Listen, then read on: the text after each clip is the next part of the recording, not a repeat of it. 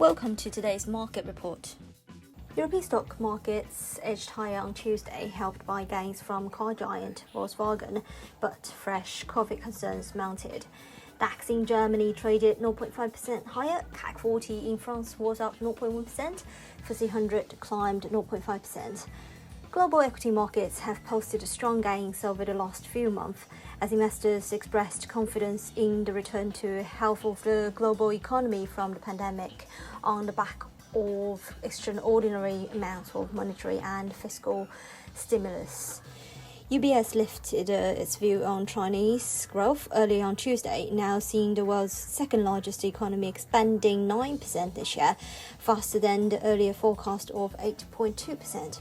However, confidence is waning in Europe as fears of another wave of COVID-19 virus hitting the continent grow. German coronavirus infections are spreading exponentially, up 20% in the last week. An expert at Robert Koch Institute for Infectious Diseases said on Tuesday, while the French Health Ministry reported late Monday that a new coronavirus variant has been found in Brittany. Additionally, Germany on Monday became the latest country in the region to suspend the use of AstraZeneca's COVID-19 vaccine after reports of possible serious side effects, likely slowing the pace of the vaccinations in the region, delaying any recovery from the pandemic. These worries prompted Deutsche Bank to cut its gross domestic product growth projection for the euro area to 4.6% for 2021 from the 5.6% projected in November. In corporate news, Volkswagen stock rose 3.7%, climbing to its highest level in the last year, after the world's second largest carmaker said it was confident that cost cuts will help it improve profit margins in the coming years. Zalando stock rose 4.9% after the online fashion retailer forecasting stronger 2021 revenue growth.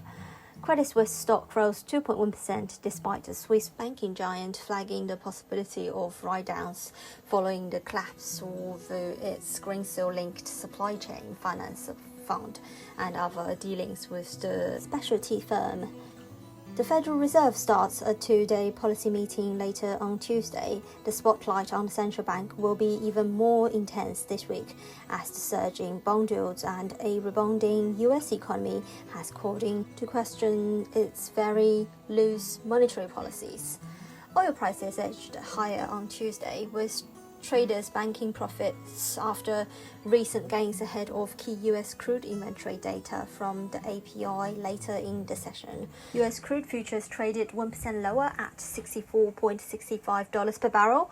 Brent fell 0.9% to $68.23 per barrel. Both contracts climbed last week to their highest levels since the start of the pandemic.